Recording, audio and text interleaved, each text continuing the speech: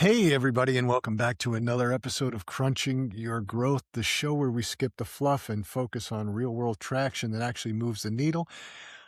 I'm your host, and today we're diving into a world where precision mindset and consistency aren't just buzzwords. They're the difference between winning a round and a lost weekend. So our guest today is a master professional, a world-class instructor, and the mind behind one of the most respected names in golf coaching. So joining us today is John Hughes from John Hughes Golf. John, it's great to have you on the show. I'm so happy that you took the time to do this, and it's looks like a great background. It looks like a beautiful sunny day. Well, it is. I can't thank you enough for the opportunity. I love sharing the passion of what I do, and in our case for the discussion today, how I got there. And I can't thank Omni Orlando Resort at Champions Gate enough. This is my home all year long. It's like this 350 days a year. When the hurricanes come through, we seek a little bit of shelter, but it's an awesome place to call home. Yeah, that's great. Why don't you take us back a little bit to how you got started, what you were doing, and how you got to be where you are today? Sure. Out of college, I was a little lost. I played collegiate soccer, played professional soccer while I was in college, and discovered golf sort of as a drinking game, as most people do, and took it from that to a hobby to a lifestyle. And then about 4 or 5 years out of college, sort of realized, wow, I'm pretty passionate about this, and it sort of ties into being a previous athlete in another sport. And I sort of just jumped ship in the world of game theory. I burned my boat per se, and went and found a job as an assistant golf professional and really fell in love with it, but sort of knew coaching was where I really wanted to go. And I was being teased a lot in college with the front office. And I have friends that played collegiate and professional sports and other athletic endeavors, and they're now part of front office. And it was really intriguing to me. So through my career, I made decisions, number one, to coach full time, and number two, to try to climb more the corporate ladder of the coaching versus, say, the technical end. But what I found throughout that journey is the two mix, and they have to mix. And the very successful coaches out there, whether they're golf or any other sport, find a really good balance between that.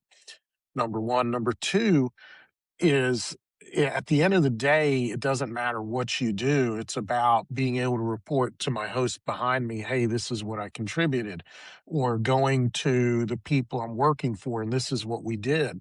So I ended up becoming the director of instruction of a small school that acquired the licensing to Golf Digest schools, which is the grandfather of all golf schools. Formed in 1974. We took it over in 2009, and by time I left in 2013, we had 13 resort locations, 55 instructors that I identified, trained, contracted, supported. And then one day, the person I worked for me said, "You know what? You're just not worth six figures." And I took it personally. And he says, "Well, wait a minute. Let me clarify that. Nobody's worth six figures." Jeez. And my contract was just ripped up, and I found myself out there on an island like most entrepreneurs feel at some point, and immediately just took all the cumulative knowledge, lived through the mistakes, lived through the rough times, almost lost my house twice, those kinds of things, to where now I do have a really good business. I have a very good reputation as to not just helping golfers get the results they're looking for, but sort of a go-to person within the industry. I've got friends all over the world that will call me and, what about this or what about that? It has nothing to do with trying to fix the X's and O's of your golf swing. It's Right. more stories and sharing experiences that I've lived through, that they've lived through, that help each other out and get where we ultimately wanna go. Yeah, I think that there's such a mental component to golf. At least in my experience, there's such a mental component to golf that I think golf instructors sometimes uh, uh, it's not just about teaching people the fundamentals or the ability to swing the golf club, but it's also almost a mindset coaching. you know? I think I blend that a little bit to sort of toot my own horn, but I base it on what you're successful with off the golf course. I tend to charge a little bit higher rate than most people, obviously, but I try to understand a little deeper who's in front of me and what their ultimate result has to be, which isn't always hitting the ball better. The most common thing I get is, "Hey, I don't want to embarrass myself in front of other people." And what I tell people at that point, it's not your embarrassment's not your score. Your embarrassment's not that you whiffed the ball.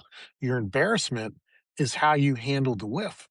Your embarrassment is how you handle your adversity. So, yeah, from a mindset standpoint of view, particularly of people who are highly successful off the golf course, how do you help them out with that? How do you help them understand what it takes to be successful on the golf course? And it's no different than what you did to become successful as an entrepreneur. What were your problem solving methodologies that worked? What were your systems and protocols in a very specific and prioritized way that got you to where you are, where you can spend time with me as a golf coach? And when people start thinking that way, golf's not an easy game. It's probably the Right. hardest game you'll ever play, but it becomes simpler. And I think the ongoing stories that I've seen of your series is everybody's trying to make things simpler to where it's not just easier to get to that finish line. You start seeing finish lines beyond the ones you were looking for. Yeah. Yeah, that's true. Um, that's a good point.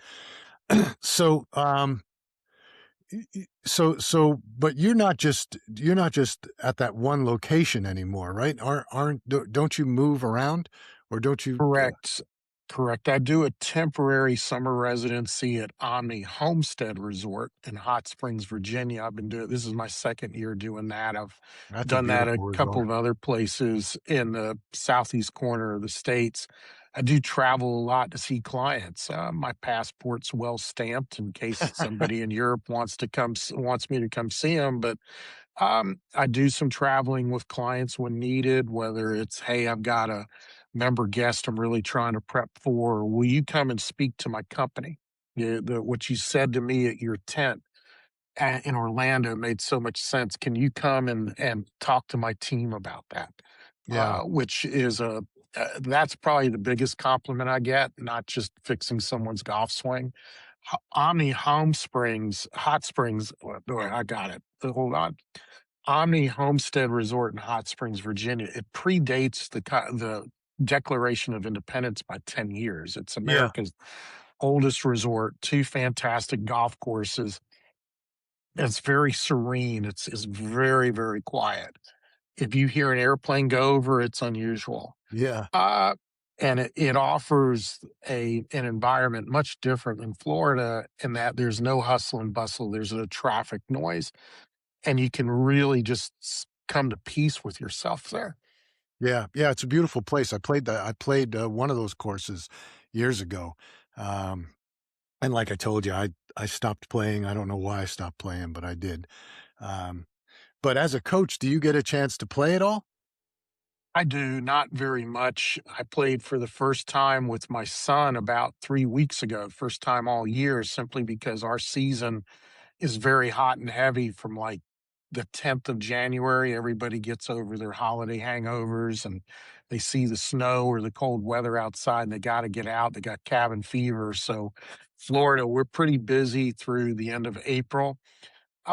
We do see a decent shoulder season. So, most of my golf is played from April through December. A lot of it's done videotaping the material on my YouTube channel or that's posted to the internet or to my social channels. But I do get out there. I still enjoy playing. My competitive days are long behind me due to latent injuries. When you play soccer at a young age and you're invincible, you don't know what kind of damage you're doing to yourself 40 plus years later. Yeah. Yeah. What are you doing on your YouTube channel? What kind of content are you creating? Like, golf related content or coaching content or a combination of both? So when most golfers go to YouTube, they're looking for that quick fix. The way I say it is, they're looking for Cheech and Chong's magic dust that made their Santa Claus reindeer fly. If I had that magic dust, I wouldn't be hanging out with these people. Trust me. But what most people are looking for is some kind of in swing flaw. And what I try to have people understand, you open this with consistency and precision. When you're making better decisions and then setting up for those better decisions, that will camouflage poor performance almost all the time. So the bulk of what you see on the John Hughes Golf YouTube channel is about how to set up. It's about how to make a decision, how to deal with situations that you deal with on the golf course and how to work through that. Why setup is so important with the various skills that you have to perform on the golf course, whether it's hitting a driver to a putt or anything in between. There's long form, which is the predominant. We started doing shorts a few years ago, and those have taken off. And the shorts normally accompany some social media posts that my team puts out on almost a daily basis. Um, We've also started putting some things out related to a book that I published last year, separate YouTube channel all in itself called Instant Golf Improvement. And that is more about those silver bullet magic dust kind of moments, but it's still based on, are you making a good decision? Do you have enough information to make that good decision? And let's dummy it down to the core essence so you can have some instantaneous gratification, not necessarily improvement, but the improvement should be more gratification that I had a good time and I know what I'm doing. Yeah.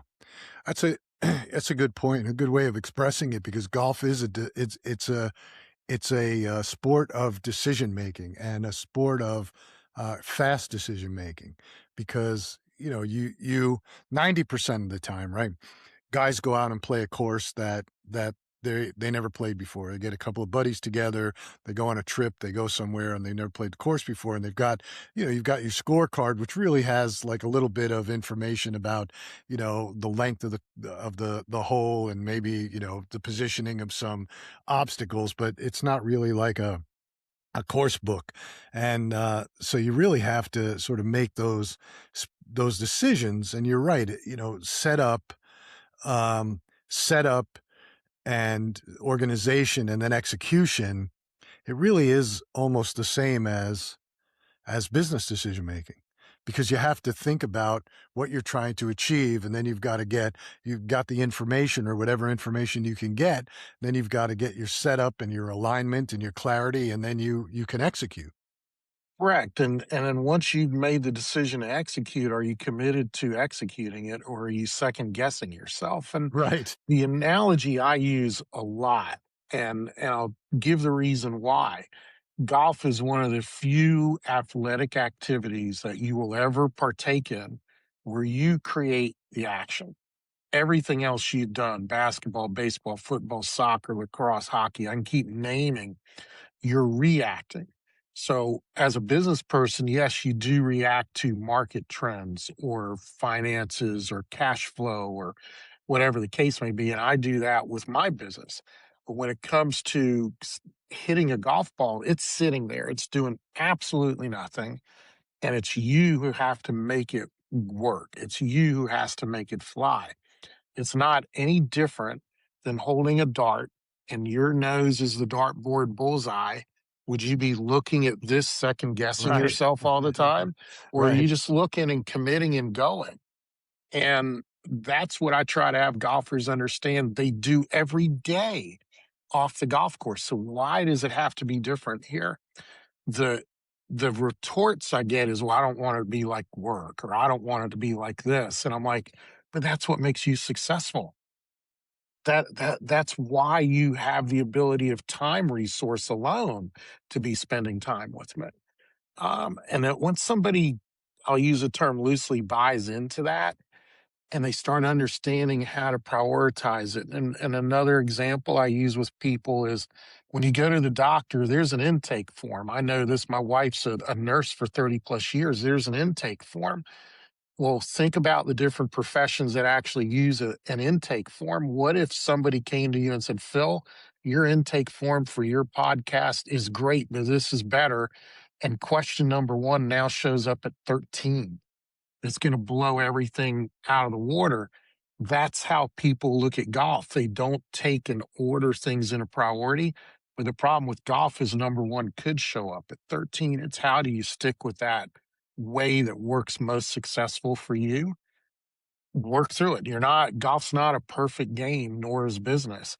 You learn from those mistakes, but when you're staying in a protocol type manner to do it, how many people succeed off of that? Yeah. No, it's a good point. It's a good point. I'll tell you, and I started playing golf when I was young, a kid. I was probably 12 years old, 13 years old. And, but just going out there swinging the club on a public course. And I didn't have any preconceived ideas about score or I just, it was here's your tee box. And then there's the hole. And the objective is to get it in the hole in the least amount of strokes. And I didn't have any fear. I didn't have any delusions. I just went out and did it. And, I got better and better as I watched people swing the club, especially, I had the opportunity to see a couple of tournaments at places like Wingfoot and, a couple of US Opens and stuff like that That's cool. around New York. Yeah. And just watching like Arnold Palmer and some of these other guys and even on TV. And so I sort of, created this swing and it worked. And I went to college and played. And then when I got out into the business world, for some reason, it became competitive. Like you're out there with guys and you're all of a sudden now I'm not playing for fun anymore. I'm playing to beat this guy. And all of a sudden everything changed. It was almost like I, I, I had to, I had to get a par or I had to get a bogey or, had to get a birdie if I could, wherever. And, and that sort of went on for about 10 or 15 years. And then one day I sort of said, you know what? I don't really care. And I just started going out there swinging the club again. And I started to enjoy the game a lot more. And I didn't care if I got into the sand trap, but I had the skills by then because I had gone and taken lessons and done all that. But I had the skills by then to know what I was doing when I got in that sand trap and not really care because I knew, all right, if I do this, here's the process. You figure out, where you want the ball to land, you set yourself up, you get, the right club and you get the ball out. You get your swing correct, get the ball out and so it became like a totally different game. And then I think I got bored with it. But, I thought that I loved the game for many, many years, but I can see the analogy of, this process. And I really never thought about it like the way you're explaining it about sort of this process is the same as business. And maybe that's why business people gravitate towards golf. I think highly successful business people who are disciplined do really well with golf. You hit on 3 or 4 key words. One of them's fun, one of them was fear or fearless, the other was bored. I'll think of the 4th one here in a second. Do we not have fun? Everybody has fun, or we change what we do. It's sort of an unwritten rule of life. And I have another phrase that tags along with that I'll keep to myself for this purpose. But literally, I have fun or I change what I do. So that's what people do in life, whether it's the spouse you're with, the job you have, the company you own, the hobbies and activities you choose to do, and the people you hang out with. Those are probably the 5 biggest categories of what you have control over and who you have fun with and what you do to have fun. When you're fearless, you just go do it. And when you're young, you're fearless, but yet learning off the mistakes. And as you learn, you gain experience, you gain knowledge, but more importantly, you gain wisdom. And when the fearlessness is here and the wisdom's here, at some point you meet about right here, and wisdom overtakes fearlessness. And you say, well, I don't need to take that risk anymore, or I don't need to do this anymore. Do you not do that in business or with people that you lose uh, interest with? The common interests aren't there. Golf's sort of a microcosm of life that way. And the one congruent thing, regardless of age or gender, I've yet to meet a golfer who's not self-competitive, which ties back into, hey, that's why a lot of business owners do this. It's their game within a game where they can compete against themselves, and the really good ones, it doesn't the good ones are not judged by the score. The good ones are judged by how they deal with adversity, but also what are they taking from the core from off the course to apply? What are they learning on the course that can be taken somewhere else? I have a working title to another book I'm writing. I've been writing it for 20 years. It's parables about people like you. And I call it, Are You Dedicated to the Discipline of Your Details? And it's parables about I'm waiting on this person to say yes, it's fine, but very famous Hollywood actor, an Oscar winner, who doesn't like to be unprepared, and he would never go out to play golf prepared. And I'm like, why don't you prepare? Why don't you stop? Don't stop in the middle of things. Come to a logical conclusion so your brain is there on the golf course. Never touched his swing, and he improves 10 strokes simply because he was present. He was present and he could be disciplined with it. There was a gentleman I coached several years ago who started with absolutely nothing, graduated school in the UK, and through complete diligence, only diligence, has built himself into the sole provider of kitchen hardware for three major hotel chains in Europe. Wow. That when they need something, they go to him.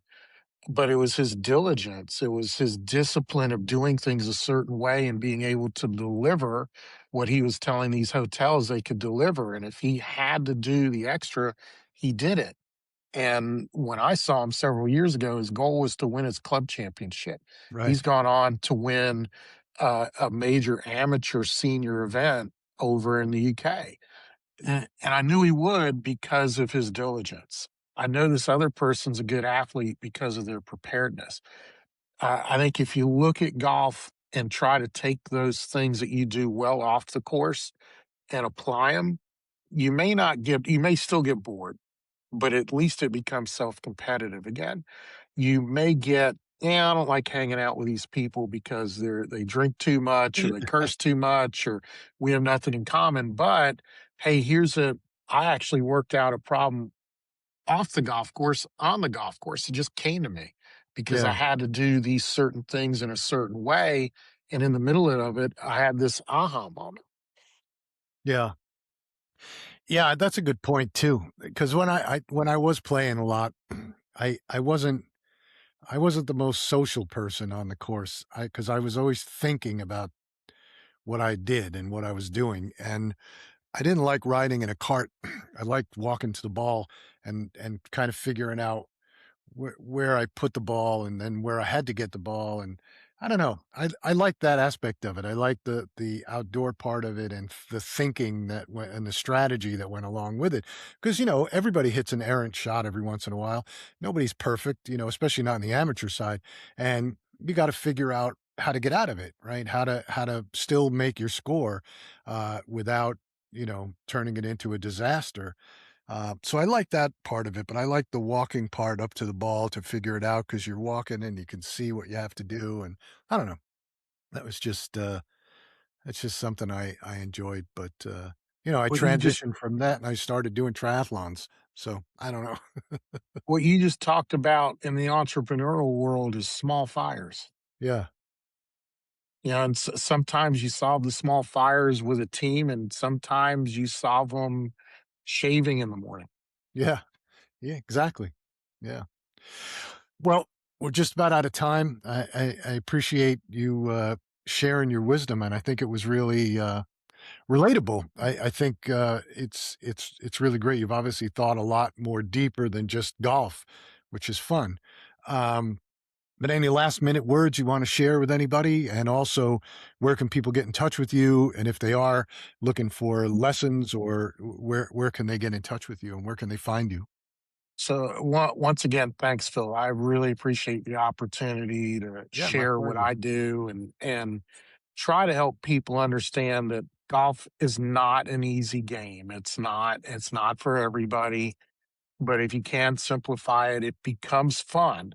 And isn't that what we're trying to get done? And I think if people were to replay this episode, that would probably be the common theme. And here's some things that you can use. Here's some nuggets you can use that you use off the course to actually help you on the course. The way to get in touch with me, I made it easy back in 2013, johnhughesgolf.com, ampersand, hashtag, you name it. It's just John Hughes Golf, John Hughes Golf on YouTube. If you look that up, that's how you'll find me. Uh, Easiest way to get in touch with me personally is through email. It's out there, john at johnhughesgolf.com. And I do hope that people can not only visit me here in Orlando, which is very easy to get to.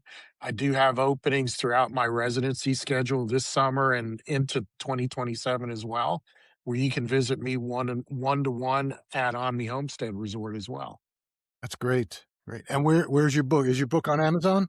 It is on Amazon, and it's a separate website called Instant Golf Improvement. You can buy it there. When you buy it there, I actually hand sign it, and I've got the envelopes in my office. I stuff the envelope and put the mailing list on it for you, the mailing, the label rather.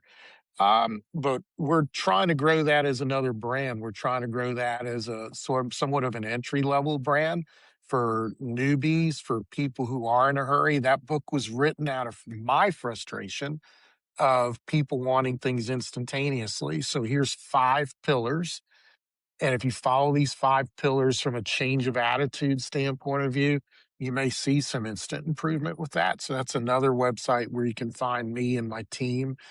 We should have a very unique new type of golf school through using those pillars ready to launch by fall. Oh, excellent. Excellent.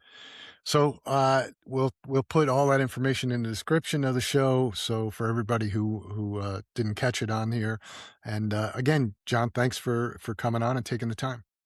Thank you, Phil. Wonderful opportunity. All right, thanks again.